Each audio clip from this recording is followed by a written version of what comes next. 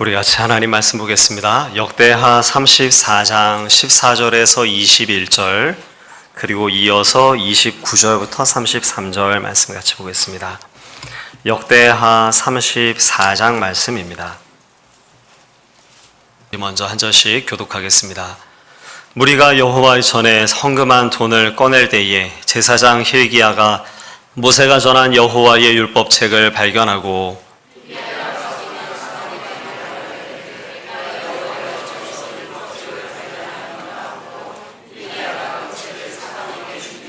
사반이 책을 가지고 왕에게 나아가서 복명하여 이르되 왕께서 종들에게 명령하신 것을 종들이 다 준행하였나이다.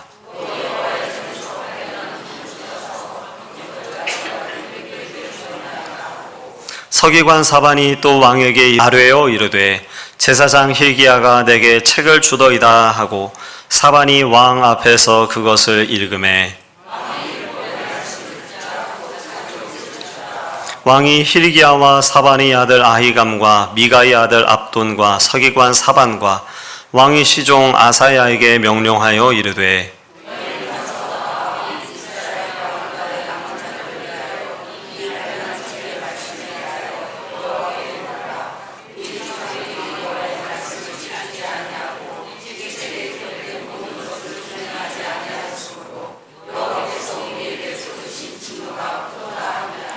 아멘. 29절부터 33절까지 말씀을 마찬가지로 교독하겠습니다.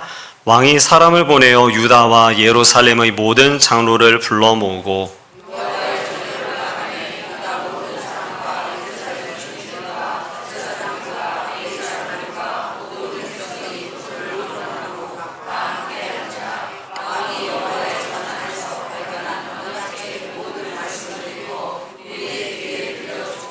왕이 자기 처소에 서서 여호와 앞에서 언약을 세우되 마음을 다하고 목숨을 다하여 여호와를 순종하고 그의 계명과 법도와 율례를 지켜 이 책에 기록된 언약의 말씀을 이루리라 하고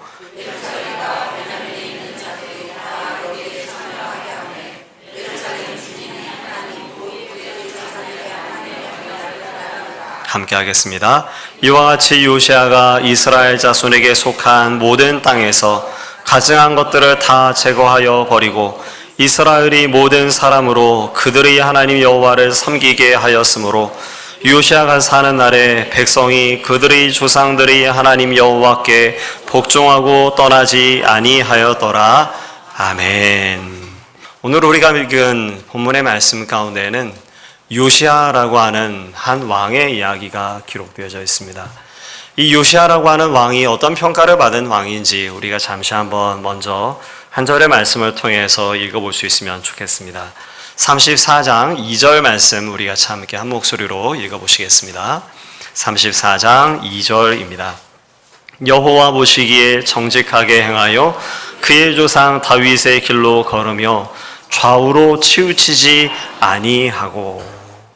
유다의 여러 왕들이 있는데 그 왕들 가운데에서 이 요시아라고 하는 왕은 드물게 발견되어지는 선한 왕 중에 한 명이었다고. 그런데 그 선한 왕 중에 한 명인 요시아가 여호와 보시기에 정직히 행하고 다윗의 길로 걷고 좌우로 치우치지 아니하는 그런 왕이었다고 성경 가운데 평가를 해주고 있습니다. 이 왕이 왕위에 오르게 된 것은 그의 나이가 8살 때였었습니다. 그의 집안을 잠시 좀 생각해 볼 필요가 있을 것 같은데요. 요시아에게 할아버지가 있습니다. 그 할아버지의 이름은 므낫세 왕입니다. 이스라엘 역사 가운데에서 대표적으로 악하고 악한 왕이 바로 므낫세, 그러니까 요시아의 할아버지입니다. 그에게 아버지가 있습니다. 므낫세의 아들인 아몬이라고 하는 왕이 있는데 이 아몬 왕도 별반 그렇게 다르지 아니한, 그러니까 악한 왕이었던 것으로 성경은 기록해 주고 있습니다.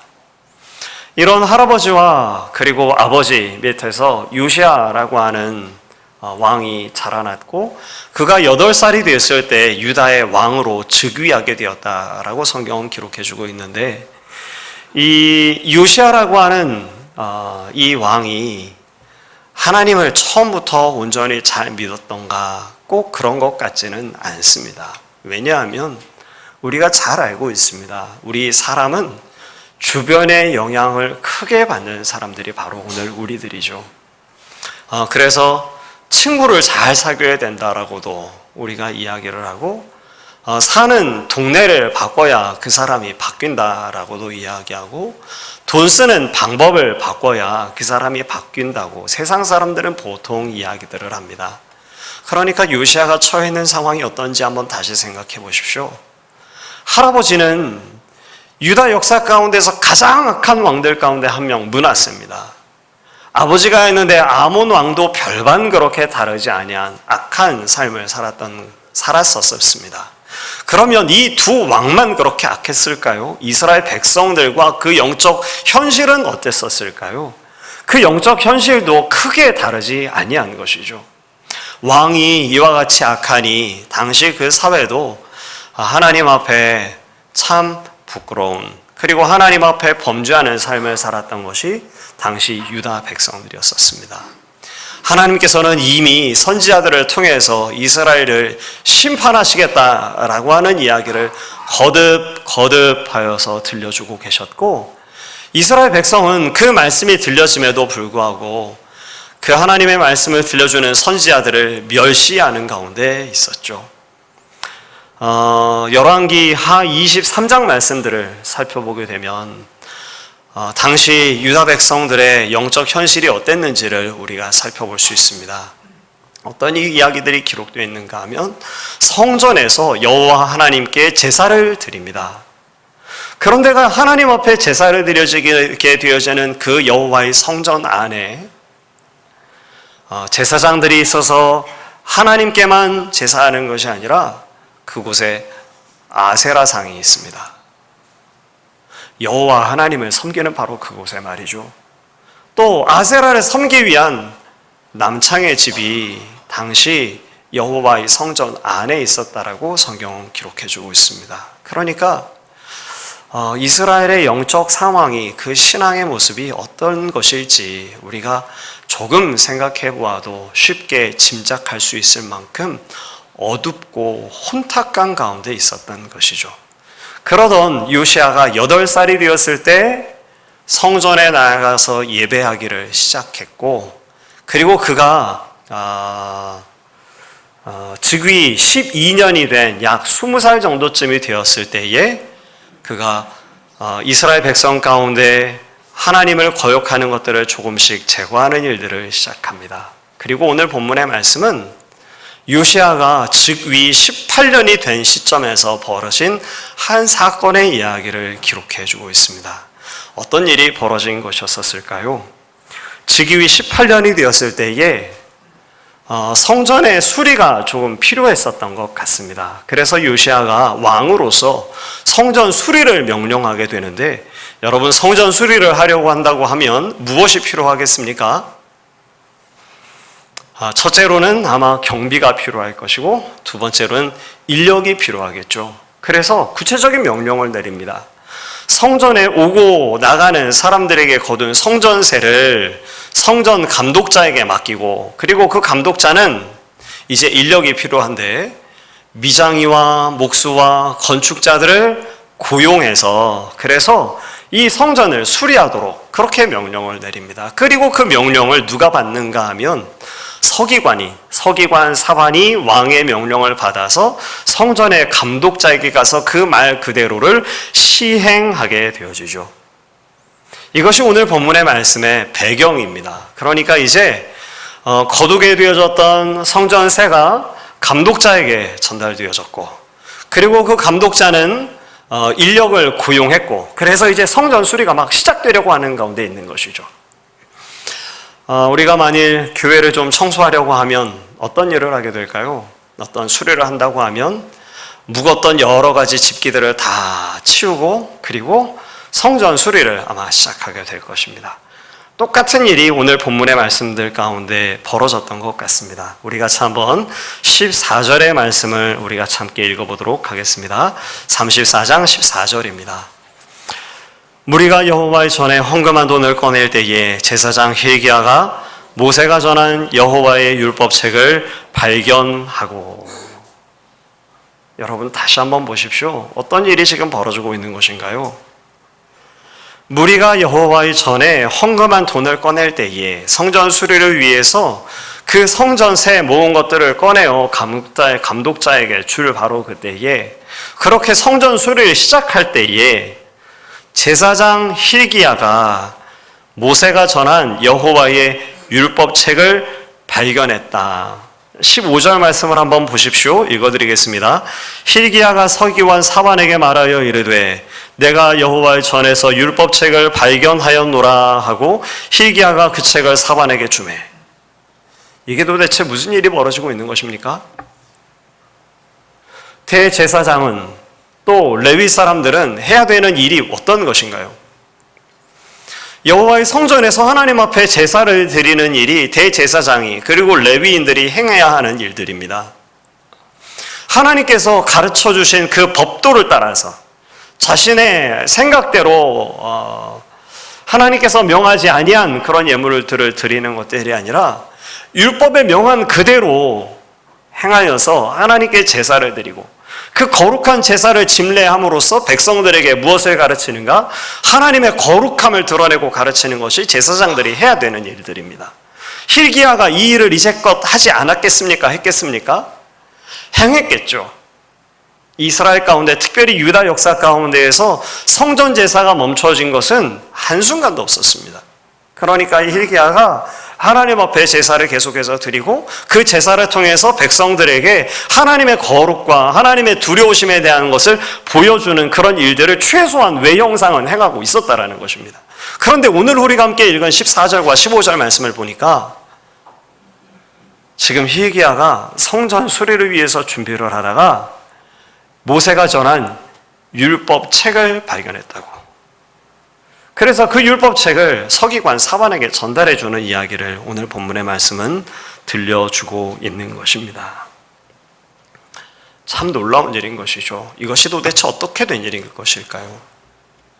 레위인들, 그러니까 제사를 집례하고 그리고 여호와 율법이 어떤 것인지를 백성에게 밝히 가르쳐 주어야 할 그들에게 이제 비로소 마치 율법책을 발견한 것처럼 hil기야는 율법책을 성전 수리를 하려고 하다가 발견하고, 그리고 그 율법책을 지금 사반에게 전달해주는 정말 믿을 수 없는 그런 일들이 성경 가운데 지금 기록되어지고 있는 것입니다. 이렇게 발견되어진 율법책이 서기관 사반을 통해서 왕에게 전달되게 됩니다. 왕에게 전달되었을 때 서기관 사반이 어떤 일을 했는지 우리가 한번 16절부터 18절까지의 말씀을 보는데, 여러분 17절과 18절 제가 두 절 말씀은 제가 읽고 19절 말씀은 우리가 같이 한 목소리로 읽어보도록 하겠습니다. 34장 17절과 18절 제가 읽어드리겠습니다. 또 여호와의 전에서 발견한 돈을 쏟아서 감독자들과 일꾼들에게 주었나이다 하고 서기관 사반이 또 왕에게 아뢰어 이르되 제사장 hil기야가 내게 책을 주더이다 하고 사반이 왕 앞에서 그것을 읽음에 함께합니다. 어떤 일이 벌어진 것인가? hil기야가 율법책을 발견했고 그 율법책을 사반에게 전달합니다. 오늘 우리 본문의 말씀엔 기록되지 않아야 했지만 열왕기하 22장 23장 말씀을 살펴보게 되면 사반이 그 책을 먼저 읽어봅니다. 그리고 그 읽은 책을 가지고 왕 요시야에게 나아가죠. 사반에게 주어졌던 왕의 명령이 있었습니다. 그것은 성전 수리에 관한 것이었습니다. 비용은 이렇게 충당하고 인력은 이렇게 해서 성전 수리를 하도록 해라 라고 하는 명령을 사반이 받았었죠. 그러니까 이제 사반이 먼저 왕에게 보고해야 될 것이 있습니다. 무엇이겠습니까? 명령받은 그것을 명령 그대로 시행했다라는 이야기를 들려드려야 되죠. 그래서 17절, 18절 말씀 보면 감독자에게 돈 맡겼습니다. 그리고 여차저차 해서 왕께서 명령하신 그대로 성전 수리를 이제 시작했습니다. 그런데 이제 말씀을 이어 들려주고 있는 것입니다. hil기야가 저에게 말하기를 예루살렘 성전에서 모세가 전했던 율법책을 발견했다고 저에게 하였습니다. 그리고 사반이 그 율법책을 왕 앞에서 읽어드리기 시작했다는 것이죠. 그리고 사반의 입을 통해서 들려지고 있는 여호와의 말씀을 요시아가 듣는 것입니다. 그리고 그가 보인 반응이 우리가 참목수를 읽었었던 19절 말씀이었습니다. 요시아가 무엇을 했습니까? 왕이 율법책의 말씀을 듣자 곧 그의 옷을 찢었다. 이스라엘 백성들이 가끔 성경을 살펴보게 되면 옷을 찢는 그런 모습들을 우리가 말씀 속에 발견합니다. 이들이 어떨 때 옷을 찢는가 하면 마음 가운데 통분이 여김이 있을 때 옷을 찢습니다. 이것이 그들의 그 마음 가운데 있는 것을 드러내는 표현, 양식인 거죠. 이스라엘 백성들이 때때로는 죄를 뒤집었습니다. 언제 죄를 뒤집었습니까? 그의 마음에 비참함을 가지고 하나님 앞에 불쌍히 여김을 구하고자 할 때에 백성들이 외형상 드러나는 모습으로 어떻게 그 마음을 표현하는가 하면 죄를 뒤집었습니다. 언제 옷을 찢는가 하면 그 마음 가운데 통분이 여기는 아픔과 슬픔이 있을 때, 그러니 그 가슴이 찢어질 바로 그때에 그 가슴 찢어지는 것을 표현하기 위해서 옷을 찢습니다.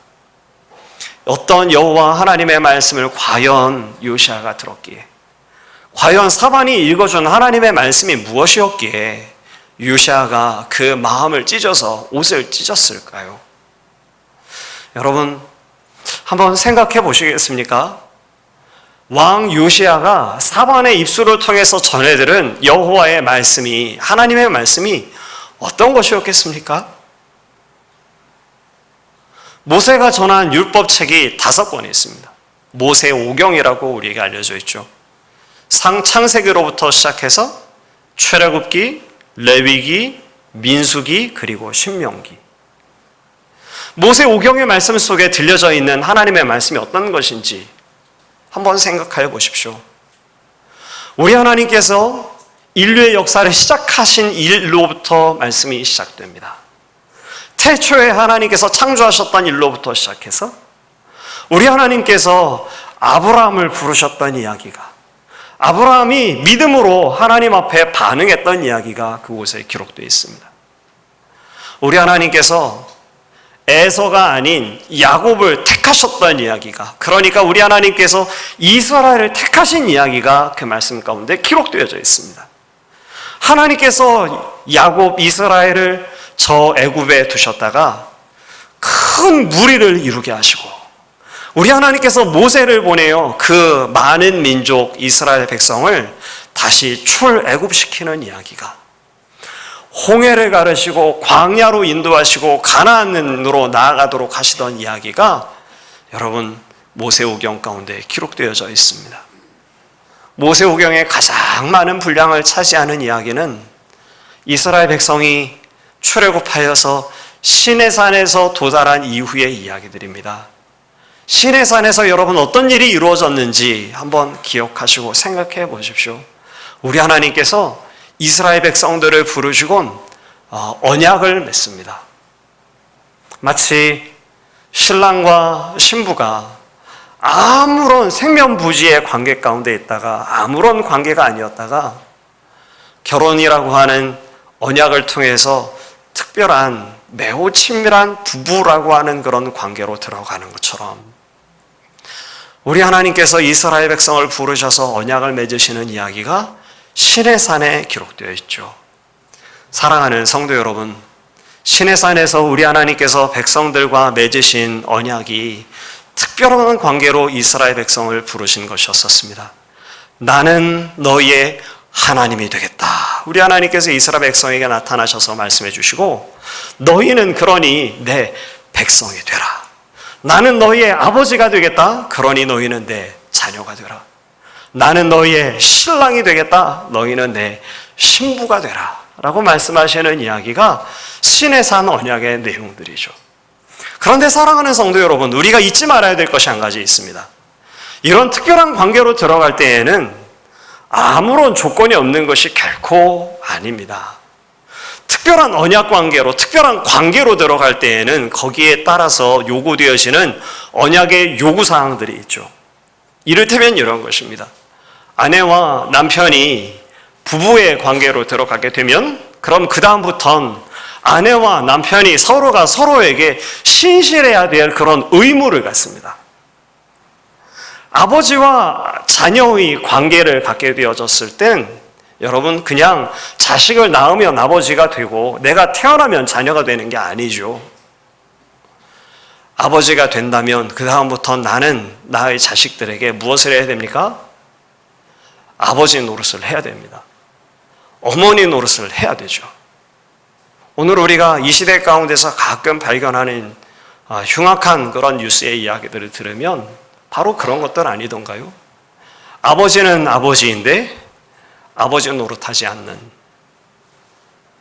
어머니는 어머니인데 어머니 노릇하지 않는, 자녀는 자녀인데 자녀 노릇하지 않는 그런 무서운 뉴스들을 우리가 가끔 접하죠. 그런데 여러분, 언약 관계로 들어가게 되면 늘 언제나 그와 같은 요구가, 그런 의무가 주어지는 것입니다.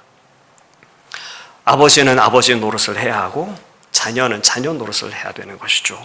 그에 관한 이야기가 신명기 가운데 길게 기록되어져 있습니다. 아마도 이 요시야가 읽은 책이 어떤 것인지 정확히는 알 수 없지만 우리가 미루어 짐작하는 것이 어렵지는 않습니다. 우리가 같이 한번 신명기 27장 15절부터 26절 그리고 28장 말씀을 잠시 우리가 좀 살펴볼 수 있으면 좋을 것 같습니다.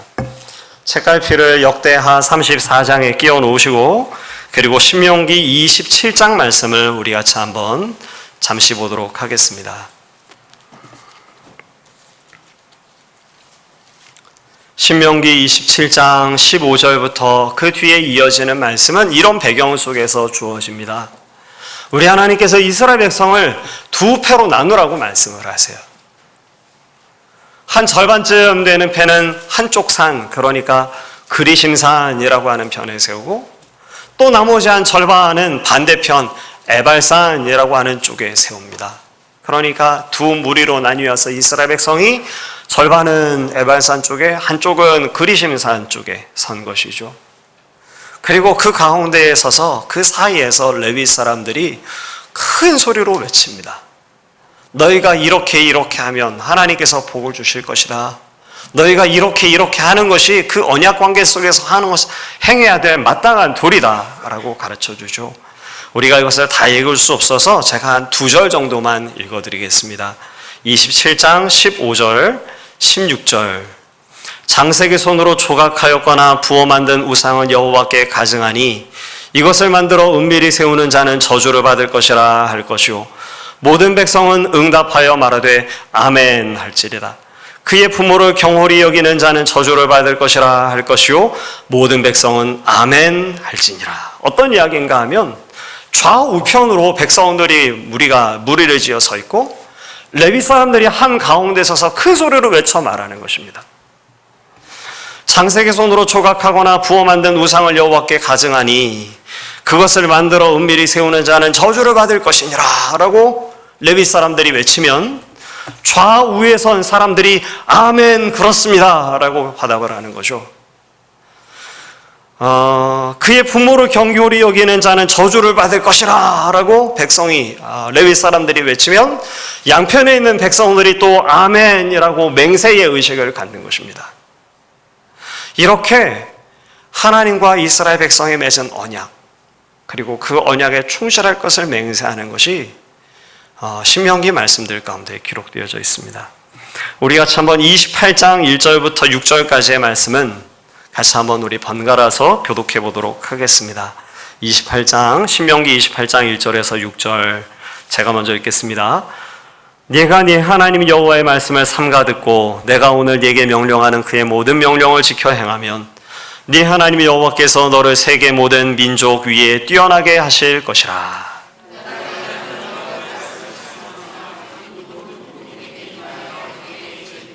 성읍에서도 복을 받고 들에서도 복을 받을 것이며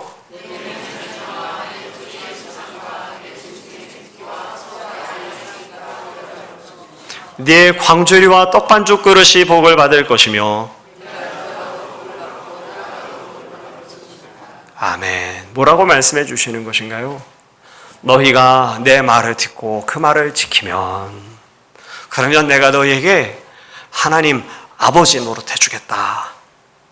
내가 아버지로서 너희들을 지키고 보호하고 너희에게 은혜를 내려주겠다. 은혜를 내려주는데 얼만큼 은혜를 내려주는가 하면 들어가도 복을 받고 나가도 복을 받고 하여간 내가 너희에게 복을 내려주겠다. 심지어 여러분, 그릇이 무슨 의식이 있습니까?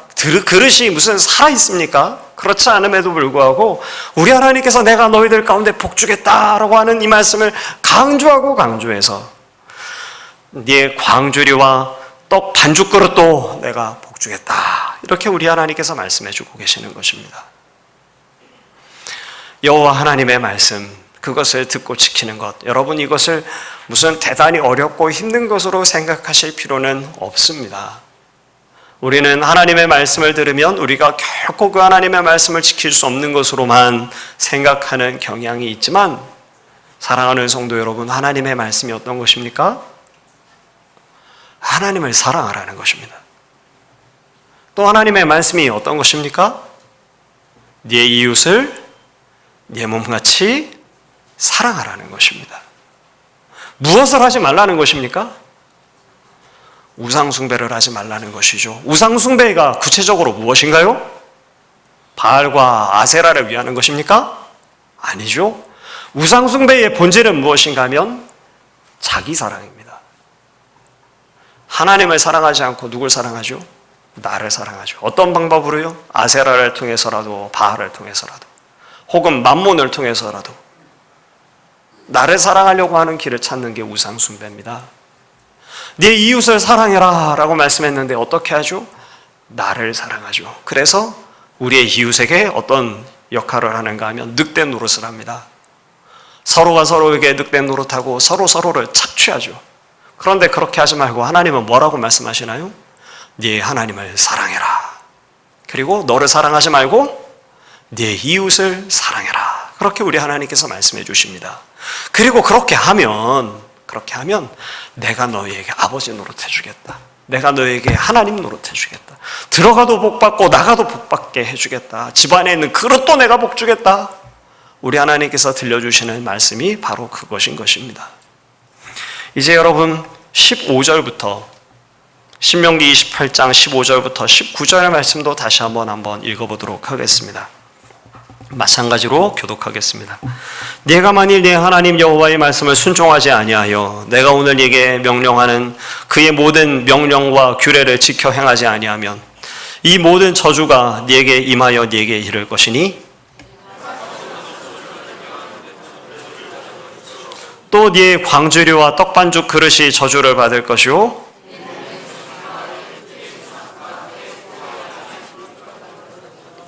네가 들어와도 저주를 받고 나가도 저주를 받으리라. 이것이 신명기의 말씀입니다. 내가 너희를 불러서 내가 너희를 이 신의 산까지 인도했고 내가 너희를 내 자녀로 내 백성으로 삼는 것이다. 그러니 너희는 나를 하나님으로 여기고 그리고 나는 너희에게 하나님이 되어주겠다. 너희는 내 자녀가 되라. 너희의 하나님이 되는 나는 너희를 축복해 주실 것인데 너희는 하나님을 사랑하고 네 이웃을 사랑해라.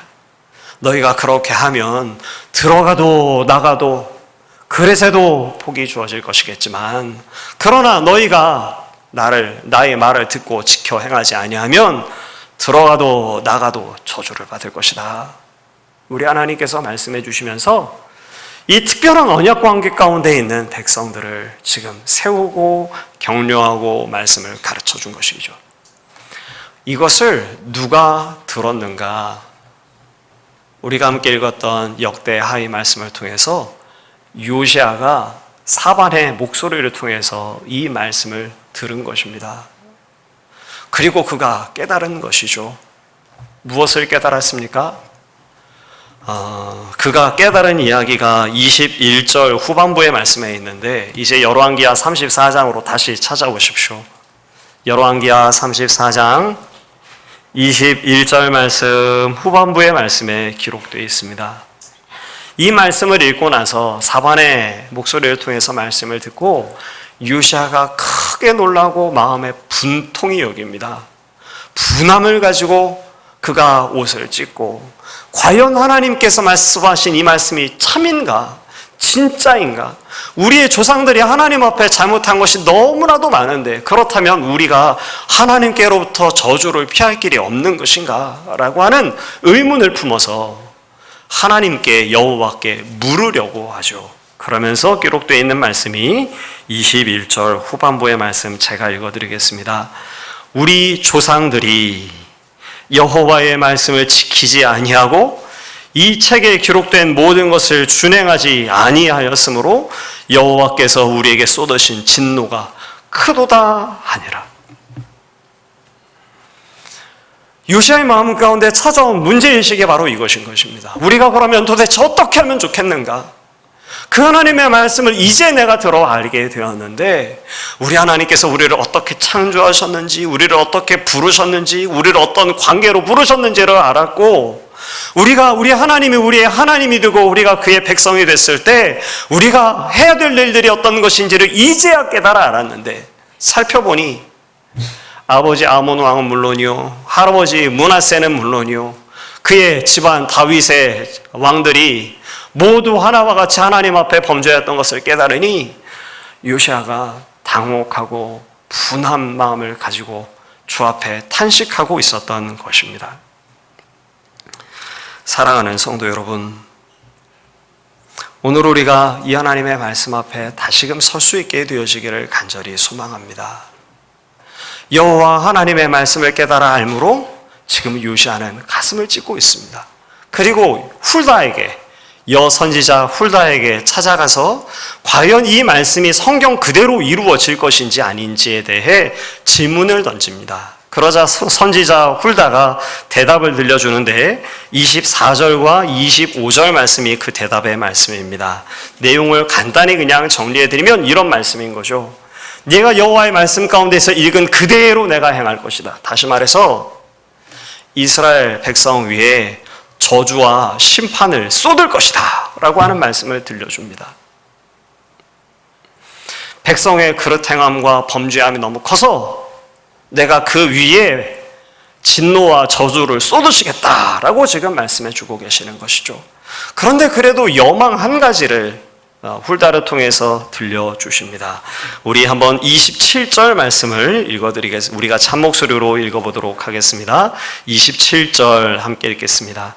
내가 이곳과 그 주민을 가리켜 말한 것을 네가 듣고 마음이 연약하여 하나님 앞 곧 내 앞에서 겸손하여 옷을 찢고 통곡하였으므로 나도 네 말을 들었노라 여호와가 말하였느니라. 28절 함께 합니다. 그러므로 내가 네게 너희 조상들에게 돌아가서 평안히 묘실로 들어가게 하리니 내가 이곳과 그 주민에게 내리는 모든 재앙을 네가 눈으로 보지 못하리라 하셨느니라. 다시 말해서 어떤 이야기를 들려주고 있는 것인가요? 이스라엘 백성이 행한 범죄가 너무나도 커서 그 범죄를 내가 차마 넘어갈 수는 없다라고 선언하고 계시는 것입니다. 특별한 관계 속에서 부부가 갖고 있는 그런 관계 속에서 의무가 있듯 부모와 자식 가운데에서 가져야 될 의무가 있듯, 그런데 그 의무를 하나도 행치 아니하고 자녀임에도 마치 아비와 어미가 없는 것처럼 여기고 하나님 아버지를 도외시한 그들에게, 그리고 자기 자신의 욕심을 따라서 살아가고 있었던 그들에게 우리 하나님께서 반드시 징벌을 하셔야 되겠다라고 말씀하고 계시는 것입니다. 그런데 단 주께서 이렇게 말씀하시죠. 그러나 네가 내 앞에서 울고 통곡하였던 것을 내가 보고 또 그 울음을 내가 들었다. 그래서 너희 때에는 내가 이 일을 행하지 않겠다. 이 일을 행하는 시기를 내가 뒤로 연기하겠다라고 주님께서 말씀해 주고 계시는 것입니다. 이스라엘 백성을 반드시 내가 징계하고 그렇게 해서 이스라엘 백성을 새롭게 할 것인데 너희 때에는 네가 그렇게 울고 내 앞에 가난한 마음을 갖고 통곡했으므로 그러므로 네 때에는 내가 행하지 않고 다음 때에 내가 이 일을 행하겠다라고 말씀해 준 것이죠. 사랑하는 성도 여러분, 이제 요시야가 어떻게 해야 되겠습니까? 하나님의 말씀을 들었습니다. 미처 알지 못했던 말씀이었습니다. 제사장조차도 율법책이 어디 있는지조차 알지 못할 만큼 혼탁한 어둠의 시절, 요시야가 어떻게 하나님을 알겠습니까? 그저 습관을 따라 여호와의 성전에 나가 예배를 드렸겠죠. 그런데 느닷없이 하나님의 말씀이 들려진 것입니다. 그리고 그 하나님의 말씀을 듣고 요시야는 가슴을 찢을 수밖에 없었습니다. 성령께서 그 일을 행하신 것이죠. 그리고 하나님 앞에 통곡했습니다. 그러나 그에게 주어져 있는 재앙과 심판을 피할 길이 없었습니다. 다만 우리 하나님께서 그 재앙과 심판을, 그 징계를 반드시 행할 것이겠지만, 그러나 네 때에는 행하지 않겠다라고 말씀해 주신 것이죠. 이제 요시야가 어떻게 해야 될까요?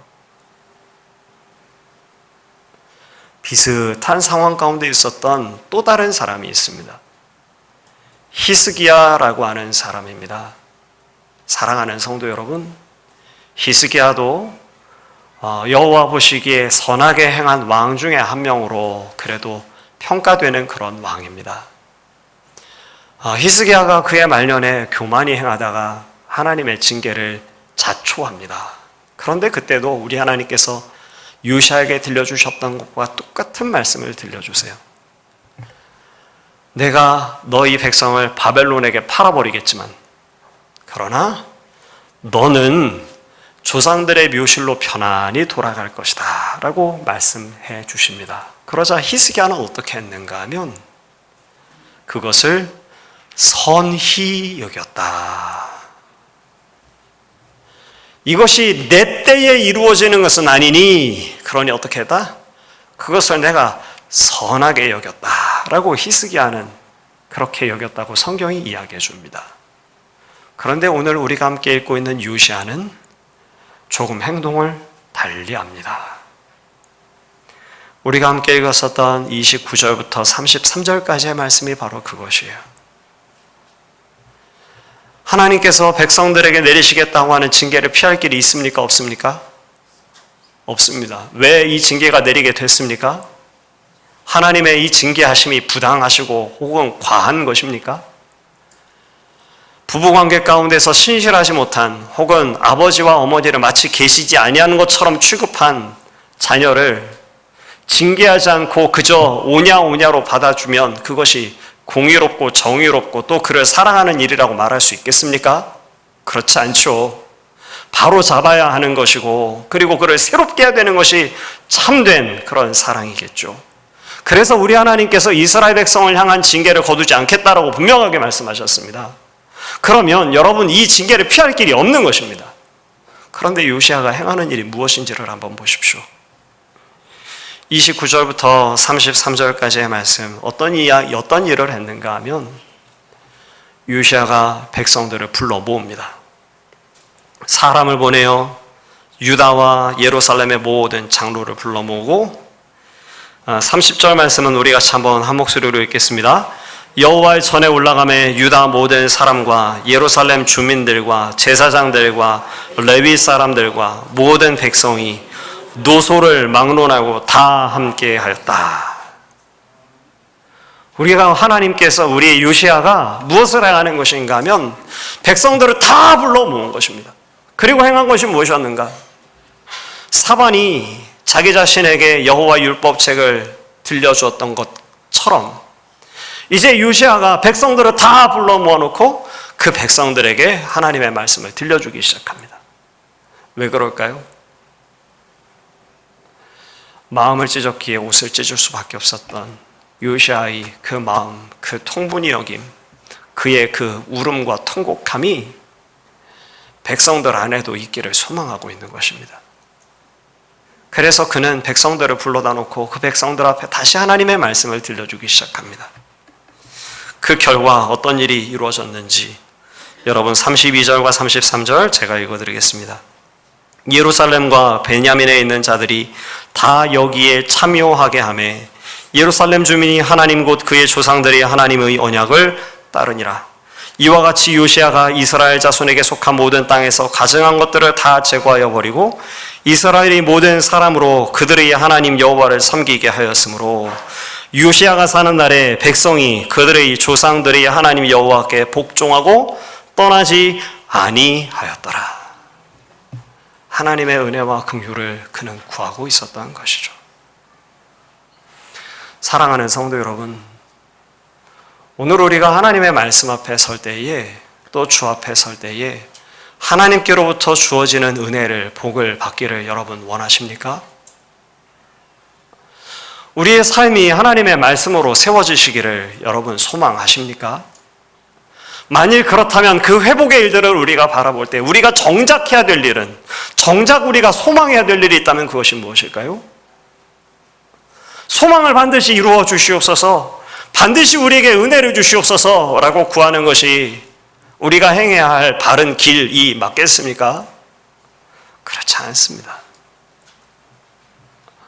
우리 하나님께서는 하나님을 존중히 여기는 자를 존중히 여기고 하나님을 멸시하는 자를 경멸히 여기시는 하나님이십니다. 그러니 오늘 우리가 하나님께로부터 은혜를 받기를 원하고 오늘 우리가 혹 회복되어지기를 원한다면 우리가 해야 될 일은 무엇일까요? 하나님을 존중히 여기는 자리로 우리가 나가는 것입니다. 하나님을 하나님으로 인정하는 자리로 나가야 되는 것입니다. 하나님을 아버지 혹은 주여라고 말로만 고백할 뿐 실제 우리의 인생에 있어서 내 스스로가 주인된 삶을 사는 것이 아니라 우리가 어떻게 해야 될까요? 우리 스스로가 주인된 자리에서 내려오고 하나님을 주인으로 인정해 드리는 것이, 하나님을 하나님으로 인정해 드려야 하는 것입니다. 이 일이 언제 어떻게 이루어질까요? 오직 하나님의 말씀이 우리에게 들려질 때 우리의 심령을 새롭게 하시는 하나님의 역사가 나타나는 줄을 믿으시는 저와 여러분 우리 모두가 되시기를 간절히 소망합니다. 우리가 정말 소망해야 될 것은 무엇이겠습니까?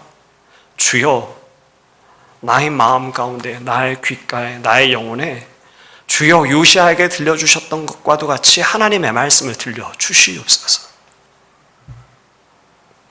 하나님, 우리에게 하나님의 말씀을 들려주시옵소서. 그 하나님의 말씀을 하나님의 말씀으로 듣겠나이다.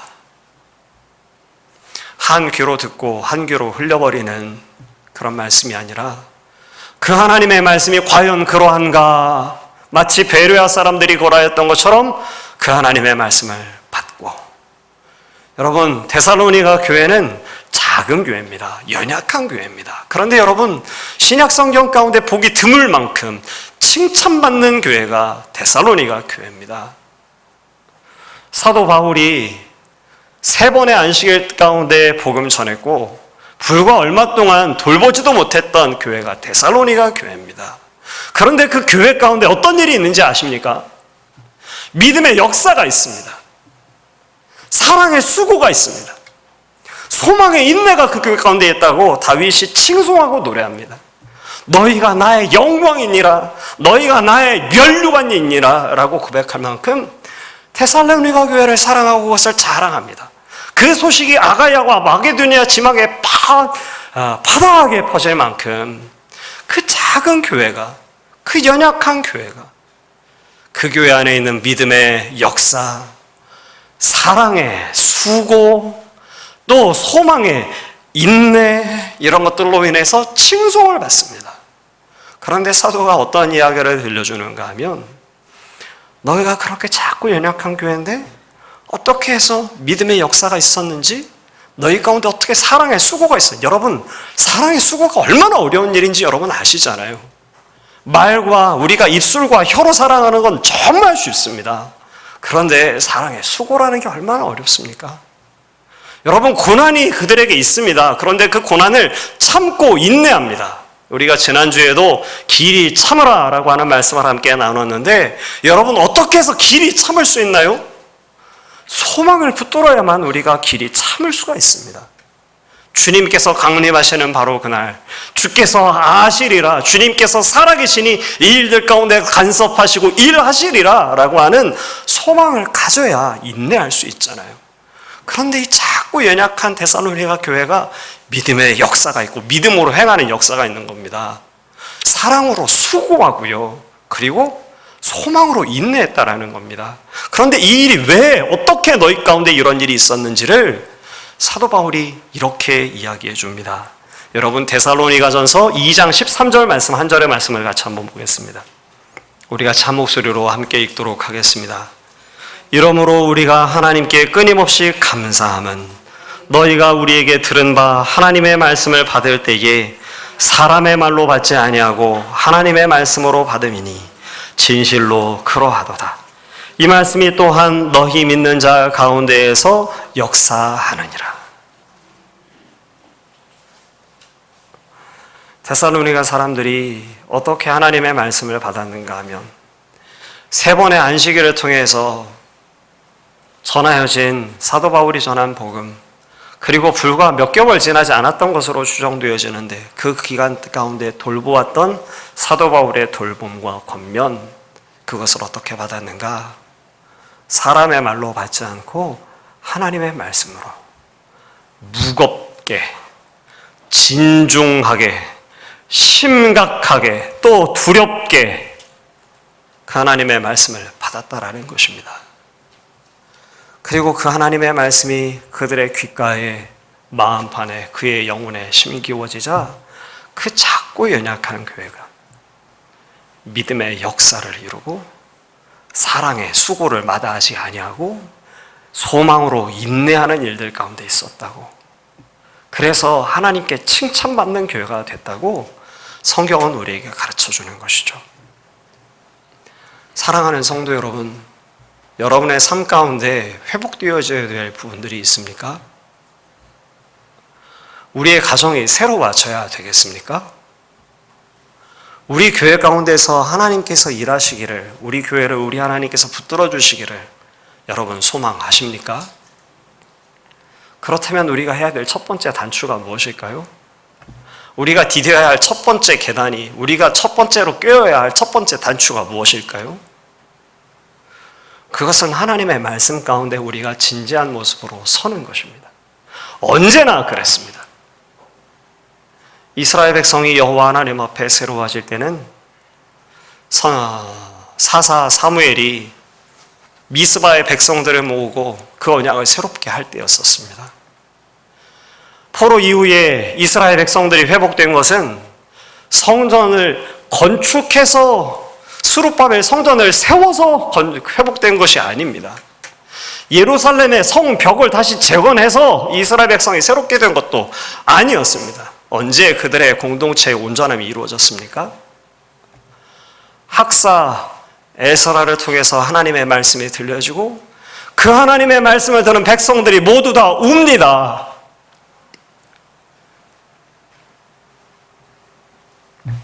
그리고 또 하나님의 위로의 말씀을 듣고 백성들이 즐거워하며 축제를 벌입니다. 오늘 우리가 우리의 삶들 가운데 회복이 필요하다면, 우리의 가정 가운데 회복이 필요하다면, 우리의 영혼이 새롭게 되어져야 한다면, 우리 교회가 주 앞에 새로 서야 된다면 우리가 해야 될 것이 무엇일까요? 그것은 하나님의 말씀 앞에 서는 것입니다. 베레아 사람들이 걸어있고 데살로니가 성도들이 또한 그랬습니다. 오늘 귀한 주님의 자리에 나와선 저와 여러분 우리 모두가 그 하나님의 말씀을 참으로 소중히 여기고 그 하나님의 말씀 앞에 정직하게 서서 겸손한 자세를 가지고 주의 말씀 가운데 서는, 그래서 말씀 가운데 우리를 회복하시는 하나님의 은혜를 받아 누리는 저와 여러분 우리 모두가 되시기를 간절히 소망합니다. 우리 같이 한번 잠시 기도하겠습니다.